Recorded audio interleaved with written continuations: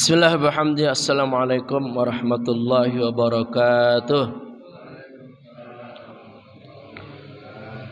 Alhamdulillah wa kafa wa salamun ala ibadihi alladhina istafa.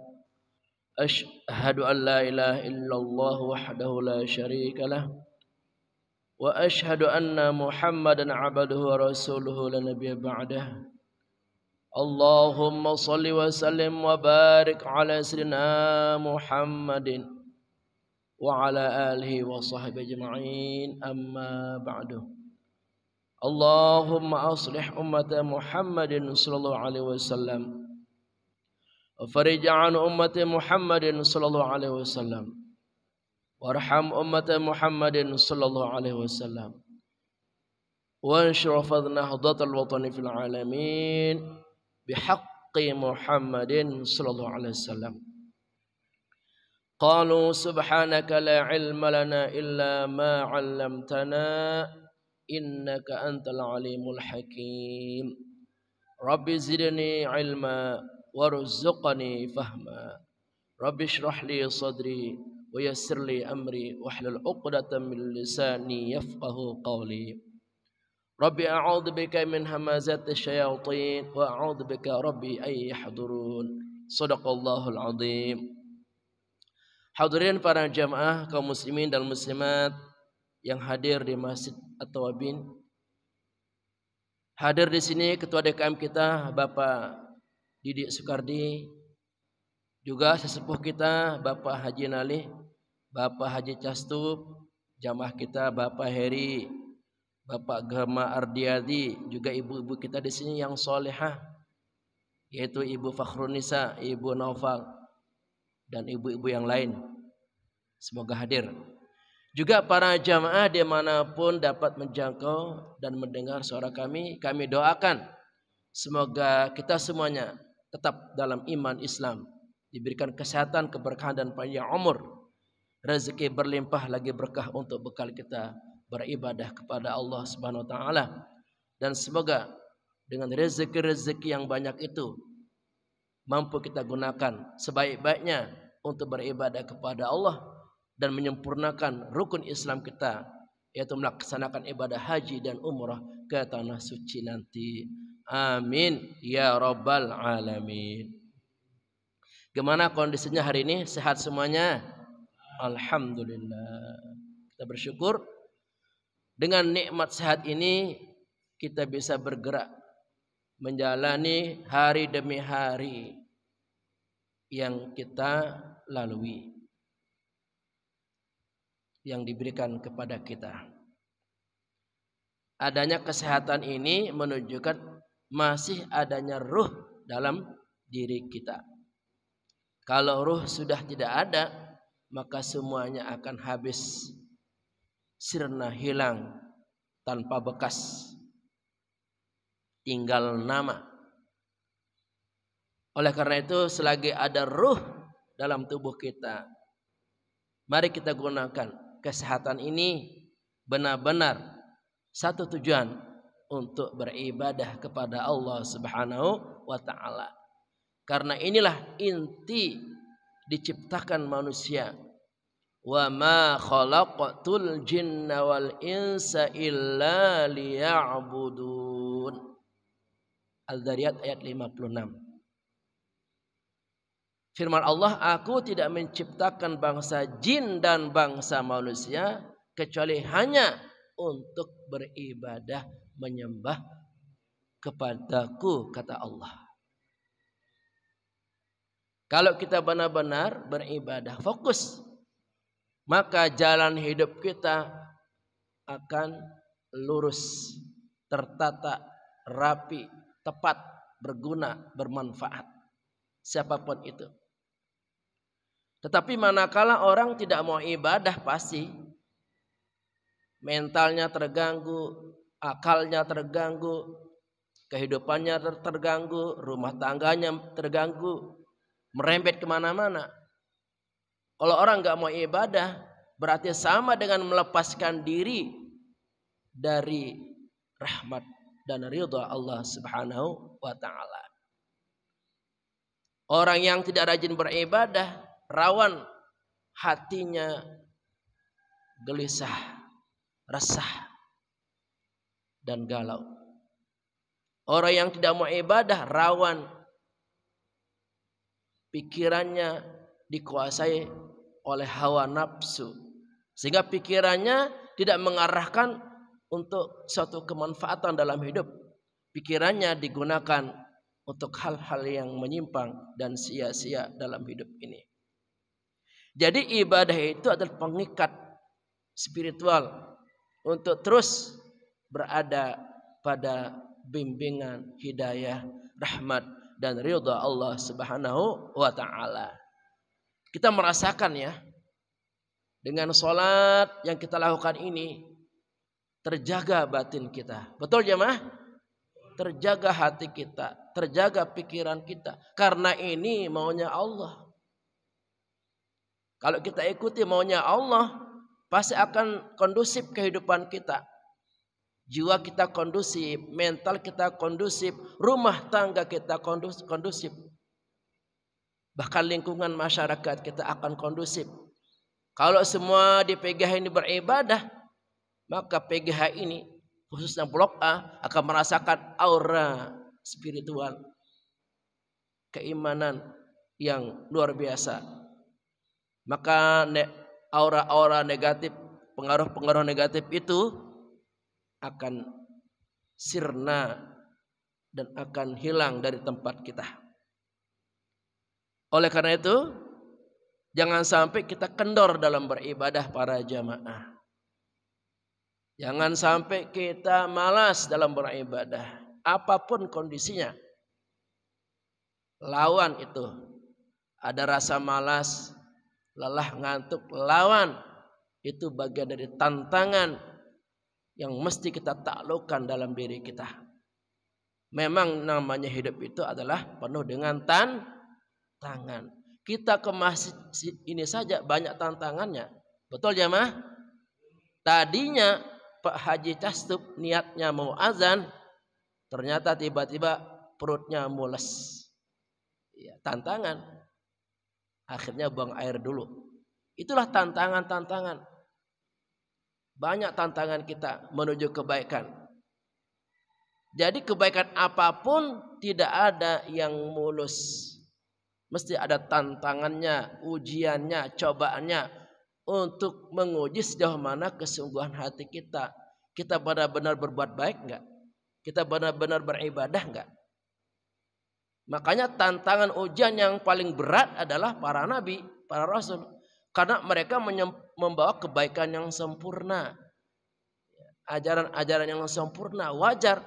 Bahkan ada yang dibunuh, digergaji seperti Nabi Zakaria. Sembunyi di balik pohon. Lalu digergaji oleh umatnya sendiri. Ya. Nabi Musa sampai dikejar itu oleh Fir'aun. Hampir nyampe dibunuh oleh Fir'aun dan bala tentaranya. Nabi Muhammad tak kurang-kurang itu tantangannya. Sampai dilempari batu berdarah-darah kaki beliau, badan beliau. Bahkan ketika sholat dilumuri kotoran onta, ya kan? Kita nggak nyampe seperti itu. Kita nggak pernah lagi sholat kita dilumuri kotoran ayam. Ada nggak? Nggak ada. Kalau ayam masuk di masjid ini pernah. Tapi kalau ayam ngotori kita nggak pernah. Karena tingkat kebaikan yang kita lakukan ini tidak ada apa-apanya dengan para nabi. Berdi bawahnya juga para ulama. Mereka juga tantangannya besar. Para ulama-ulama itu. Difitnah. Diancam. Disantet dan lain sebagainya. Ya, jadi jangan mengatakan kalau kita melakukan kebaikan lancar-lancar saja. Tidak. Contohnya dalam kehidupan rumah tangga kita. Kita ingin mendidik anak kita dengan ajaran kebaikan. Subhanallah, berat sekali ya. Mendidik anak satu rasanya kayak 1000. Betul jamaah? Susahnya ya Allah tuh anak dari kecil. Kita ajarin, kita contohin. Lama anak itu baru sadar. Prosesnya panjang. Makanya kalau orang tua nggak punya jiwa sabar, maka tidak akan sanggup untuk menghadapi tantangan itu. Anaknya satu-satunya bukan diberikan kasih sayang yang sempurna, pendidikan yang baik, malah mungkin dihukum. Kalau zaman dulu ada anak yang dipasung, tuh saking jengkelnya orang tua, dipasung, dikunci di kamar mandi, demikian beratnya. Ya, Pak Gema anaknya 2 atau perempuan, jangan kira itu mudah. Betul Pak Gema? Perempuan lagi itu. Tantangannya subhanallah. Kita merasakan tidak mudah itu untuk menyebarkan nilai-nilai kebaikan. Makanya kalau orang tua jiwa sabarnya sedikit, maka tidak akan mungkin panjang cintanya, kasih sayangnya untuk mendidik anak-anaknya. Semoga sabar kita tidak ada batasnya. Jangan sabar dibatasi. Kalau sabar dibatasi, kita berhenti mendidik anak, berhenti kita beribadah. Jadi sabar ini harus panjang, sepanjang hidup kita. Umpamanya Pak Didik nih umurnya 70 tahun baru meninggal. Pak Didik selama 70 tahun itu kesabarannya teruji. Bahkan makin hari makin besar kesabarannya. Jadi sesungguhnya mendidik diri itu kadang lebih berat daripada mendidik orang lain. Ya, dalam diri kita nih ada emosi. Ya, dalam diri kita ada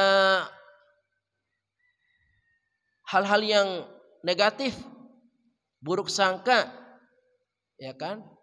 Kemudian rasa malas, ya, rasa tidak peduli, itu luar biasa. Mendidik diri untuk melakukan kebaikan itu hal yang berat. Maka tidak perlu ada perjuangan untuk menyebarkan nilai-nilai kebaikan dan kita bertekad untuk dapat mengalahkan semuanya itu. Insya Allah. Ya. Mohon doanya orang tua saya di kampung, Bapak Carmi yang sedang sakit. Mohon doanya semoga beliau sehat, panjang umurnya, walaupun sudah tua, umurnya hampir 100 tahun. Kita tidak boleh mendoakan cepat meninggal, gak boleh ya. Walaupun umurnya mau 100 tahun, semoga panjang umur, diberikan kesehatan, kekuatan iman dan Islam. Amin ya rabbal alamin. Terima kasih doanya. Berikutnya kita lanjutkan tematik Al-Quran kita, surah Al-Fatihah ayat yang ke-2. Ya, kita sudah hafal semuanya ini. A'udzu billahi minasy syaithanir rajim. Bismillahirrahmanirrahim. Alhamdulillahi rabbil alamin. Ayo sama-sama kita baca. A'udzu billahi minasy syaithanir rajim. Bismillahirrahmanirrahim. Alhamdulillahi rabbil alamin. Kita melihat penggalan katanya. Alhamdu, di sana ada lam. Banyak orang membaca alhamdu. Melahirkan bunyi tawalud namanya. Tawalud itu kayak ada ekornya. Ada anaknya. Alhamdu. Caranya gimana? Begitu kita naikkan ujung lidah al, jangan diturunin ujung lidah. Kalau diturunin ujung lidahnya al, la jadinya ya. Al, la. Naikkan ke langit-langit atas, al, tahan. Kemudian kita ucapkan ha. Begitu kita mengucapkan ha, hamdu, maka dengan sendirinya lidah itu turun ke bawah. Alhamdu. Sama-sama? Ya, kemudian ha. Ha itu dari tengah kerongkongan kita. Ha. Ha. Bukan ha. Ha. Alhamdu. Ya, alhamdu. Kata istri saya waktu belajar di Kempek, ternyata belajar Fatihah aja lama tuh. Ada yang 3 bulan, 4 bulan, 5 bulan, 6 bulan. karena memang berat ya. Jadi kita tidak semudah itu menguasai Al-Fatihah. Mesti kita berguru, dibimbing. Kemudian lillahi, sama-sama hi, bedakan ha dan ha. Bedanya ha tengah kerongkongan. Ha di sini ya. Ha itu dari pangkal kerongkongan. Ha hi hu bah. Lillahi ya, lillahi. Nah, ada orang membacanya sekedar lillahi gitu ya. Lillahi. Jadi mesti jelas haknya. Lillahi. Ya. Betul. Rabbi. Ya. Rabbi. Ra ya. Rabbi. Al-alamin. Ain. Al-alamin. Ain sama dengan hak tengah kerongkongan. Al-alamin. Al-alamin. Ya. Alhamdulillah nih, Pak Gema sudah merasakan. Ya. Dengan kita bimbing, ya. Sekarang pede jadi imam dimanapun. Karena kita sudah bimbing bagaimana pengucapan huruf. Ya. Di sana ada lam juga, Rabbil, jangan Rabbil ya. Rabbil enggak boleh ya. Rabbil alamin. Rabbil alamin. Alhamdulillahi rabbil alamin. Ayo sama-sama.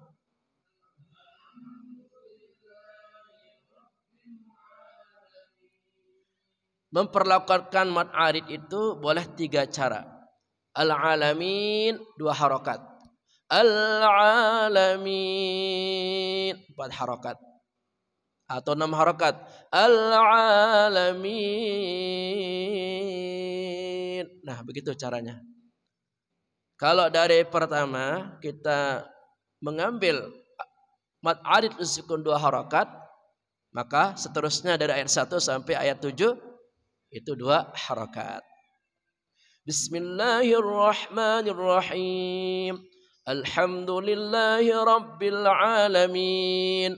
Ar-Rahmanir-Rahim. Maliki yaumiddin. Iyyaka na'budu wa iyyaka nasta'in. Ihdinas siratal mustaqim. Siratal ladzina an'amta 'alaihim ghairil maghdubi 'alaihim waladdallin. 2 harakat. Kalau dari awal 4 harakat semuanya sama supaya seragam ya. Bismillahirrahmanirrahim. Alhamdulillahi rabbil alamin. Ar-Rahmanir-Rahim. Maliki yaumiddin. Iyyaka na'budu wa iyyaka nasta'in. Ihdinas siratal mustaqim. Siratal ladzina an'amta 'alaihim ghairil maghdubi 'alaihim waladdallin. 4 harakat. Kalau di awal 6 ini panjang ini. Berlakukan 6 harakat. Napasnya mesti panjang. Bismillahirrahmanirrahim. Alhamdulillahi rabbil alamin. Ar-Rahmanir-Rahim. Maliki yaumiddin. Iyyaka na'budu wa iyyaka nasta'in.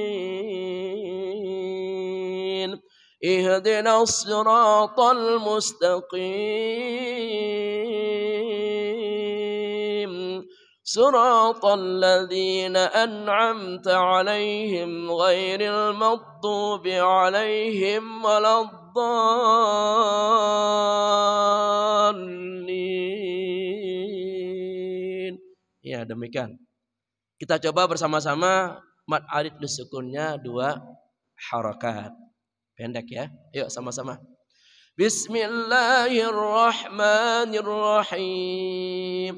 Alhamdulillahi Rabbil Alamin Ar-Rahmanir Rahim Maliki Yawmiddin Iyyaka na'budu wa iyyaka nasta'in Ihdinas siratal mustaqim صراط الذين أنعمت عليهم غير المغضوب عليهم ولا الضالين.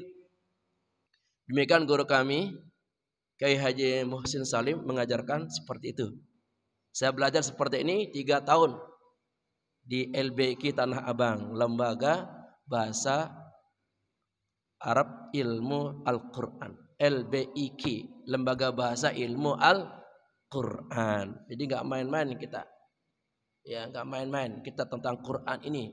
Mesti digali, dipelajari, dipahami dari sistem bacaannya, ketentuan-ketentuannya. Ya, jadi jangan kita bosan untuk belajar Al-Quran. Cinta Quran sama-sama. Ya Allah, para jamaah kalau punya anak nih pinter baca Quran, hafal Quran lagi, itu sudah modal kita masuk surga. Serius. Kalau kita punya keturunan hafal Quran, pinter baca Quran, orangnya soleh, anaknya soleh, solehah, itu modal kita masuk surga. Nanti di akhirat akan menjadi kebanggaan. Ya, anaknya ya akan memberikan mahkota kepada orang tuanya, sehingga penduduk surga terheran-heran, ini orang tua siapa ya? Ternyata orang tuanya Pak Didi umpama ya, DKM Masjid At-Tawabin. Orang pada memberikan aplaus, ya, tepuk tangan mengucapkan selamat kepada Pak Didi karena mendapatkan mahkota yang sangat hebat di surga karena anaknya hafal Al-Quran. Pengen banget kita nih di antara keturunan kita ada yang hafal Al-Quran. Ya Allah, semoga, karena rasa-rasanya ini amal ibadah kita gak seberapa ini. Kita berharap dari anak-anak kita yang menolong kita, ya, membantu kita agar kelak di akhirat mereka membela kita, karena anak-anak kita mereka ada yang hafal Al-Quran, insya Allah. Amin. Terima kasih. Tolong ini kepada para imam, kalau kebetulan saya nggak ada ini, maghrib, isya, subuh, dijaga betul Fatihahnya, minimal Fatihah dijaga betul. Ya, karena saya pengalaman di mana-mana sering menjumpai banyak imam nekat. Ya, ya mungkin nggak ada lagi kali ya. Cuman itu adanya. Ya, dari cara basmalah aja ketahuan itu bacanya. Dari cara membaca basmalah udah ketahuan. Ternyata imam kita itu memang dulu tidak mendalami. Ya kan? Itu imam-imam nekat. Kalau imam seperti presiden itu memang besar tanggung jawabnya, tapi itu urusan dunia. Tapi kalau imam sholat coba, tanggung jawabnya dunia akhirat. Besar sekali itu tanggung jawabnya. Lebih besar dari presiden tanggung jawabnya. Iya betul. Karena imam ini imam untuk umat. Gak main-main untuk agama kita. Maka jangan sampai imam kita ini tidak pernah mendalami lalu jadi imam nekat. Ya kalau terpaksa darurat ya gimana lagi. Tapi kalau seandainya ada yang memang lebih alim, lebih memahami, maka dialah lebih berhak untuk menjadi imam. Ya, demikian. Salatullah salamullah ala taha rasulillah. Salatullah salamullah ala yasin habibillah. Segala macam apapun saja bentuk pujian di dunia, bentuk pujian di dunia hanya milik Allah Ta'ala. Mari kita sadari bersama. Salatullah salamullah ala taha rasulillah. Salatullah salamullah ala yasin habibillah. Setelah kita mengetahui bagaimana sistem bacaan yang benar sesuai dengan kaedah-kaedah yang diajarkan oleh para pakar Quran, maka kita melanjutkan level berikutnya, memahami makna-maknanya, baik makna per kata maupun per ayat. Alhamdu artinya segala puji. Sebenarnya artinya puji atau pujian. Nah, adanya al tambahan alif lam itu menunjukkan seluruhnya, segala-galanya. Alhamdu, pujian itu lillahi, hanya milik Allah. Pokoknya seluruh kebaikan-kebaikan yang ada itu adalah bentuk hal yang terpuji yang Allah miliki. Ya. Semuanya yang kita terima, yang kita lihat, seluruhnya kebaikan itu datang dari Allah. Makanya yang berhak dipuji hanya Allah Subhanahu wa Ta'ala, yang memiliki sifat yang sempurna, tidak ada cacat, tidak ada kurang sedikit pun. Ya, dengan kita mengatakan alhamdulillah, ya, segala pujian bagi Allah, maka kita sebagai manusia tidak berhak mendapatkan pujian, karena sesungguhnya kita bukan makhluk yang sempurna. Makanya hati-hati nih. Kalau ada yang memuji kita, jangan sampai lupa diri. Ya, jangan sampai kita sombong. Kalau ada orang memuji kita, kembalikan pujian itu. Ya, terima kasih, alhamdulillah. Karena semua itu datang dari Allah. Termasuk kita hadir di tempat ini. Ini bentuk kebaikan dari Allah. Maka bersyukurlah, ucapkan alhamdulillah. Jangan mengakui, oh ini karena kebaikan saya, ini karena kehebatan saya. Kalau itu menyelinap di hati, pasti kita enggak tulus. Pasti kita mengharapkan pujian. Dan tidak akan mau berbuat kalau tidak ada yang memuji. Hati-hati nih. Karena level manusia itu ada yang betul-betul tulus, ada yang karena kepentingan sesuatu. Contoh nih, ibu-ibu dandan. Hati-hati nih ibu-ibu dandan.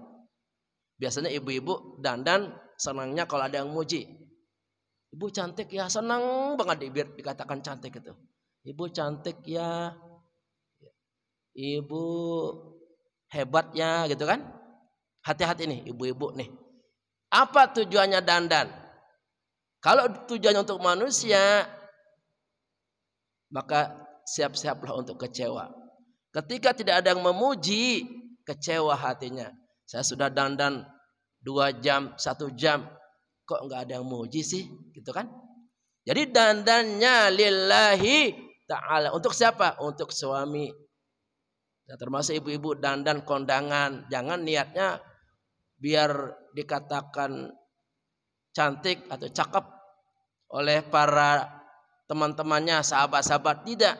Jadi ibu dandan ke kondangan niatnya untuk nyenengin suami supaya nggak malu-maluin suami. Nggak enak juga kalau umpamanya istri nggak dandan kondangan pakai dasteran, bolong lagi. Kan yang malu siapa? Suaminya. Jadi ibu-ibu tetap dandan. Niatnya bukan untuk nyenengin teman-teman, sahabat-sahabat di tempat pesta, tapi niatnya untuk menyenangkan suami, termasuk ibadah karena Allah Subhanahu wa Ta'ala. Andai kata suami nggak muji, nggak apa-apa, udah dapat pahala. Andai kata muji, bagus, itu suami pengertian. Pak Gemak nih, umpamanya istrinya dandan, udah cantik, cakep, Pak dandan diam aja. Pak Gemak diam saja, nggak apa-apa dipuji. Mama cantik ya hari ini, nggak apa-apa. Tapi istri jangan merasa mengakui Memang saya cantik. Kembalikan alhamdulillah, terima kasih Mas gitu ya. Nah, seperti itu. Bahkan saking bahaya yang namanya pujian ini, kata Nabi, kalau ada orang muji kamu katanya, ambil pasir.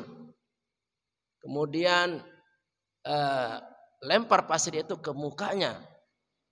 Itu isyaratnya apa? Hati-hati dengan pujian. Karena pujian itu ya banyak orang lalai dan lupa. Termasuk anak-anak kita nih. Hati-hati memuji anak-anak kita. Takutnya anak itu tidak bisa mengendalikan dirinya. Lalu dia sombong memamerkan apa yang dimiliki, kelebihan-kelebihan. Katakan, boleh kita puji anak. Ini semua datang dari Allah. Alhamdulillah kamu pintar ya nak. Ini semua datang dari Allah. Bersyukur. Jangan mengatakan kamu pintar ya nak.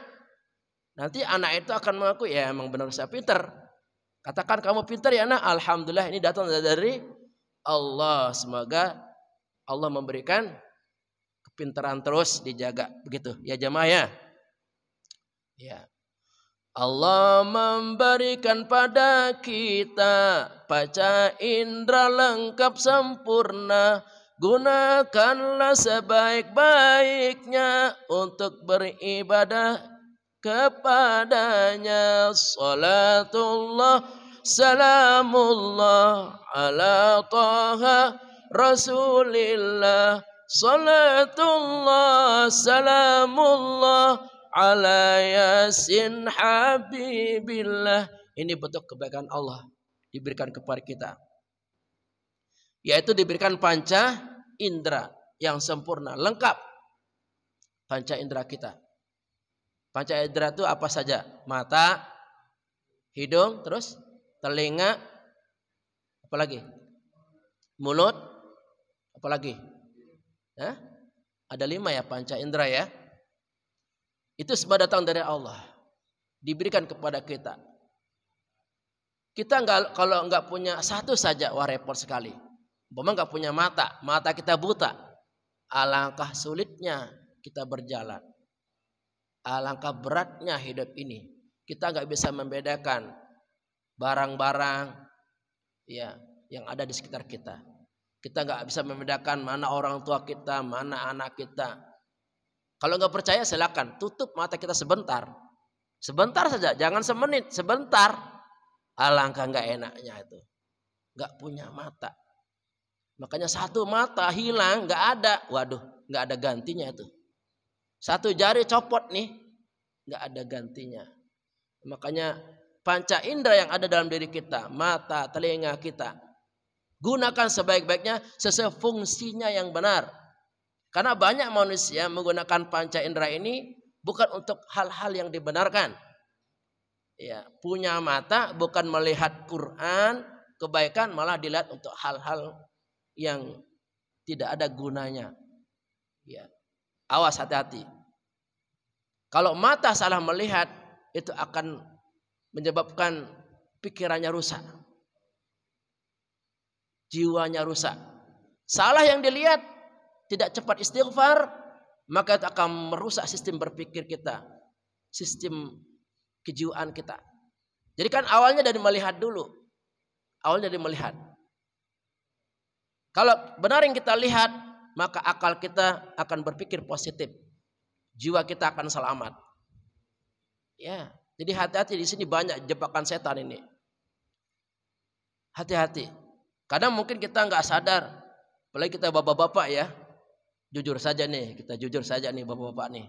Kita di jalan ini, nggak sengaja tuh, mata kita melihat aurat perempuan, sering sekali itu. Itu kalau nggak cepat ditutup istighfar, itu bisa masuk ke akal kita, mental kita, kepikiran itu sampai di rumah, betul jemaah? Sampai kantor kepikiran, oh indah sekali itu aurat itu.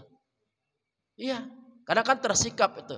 Namanya kita di jalan jamaah luar biasa ya, kita laki-laki ini.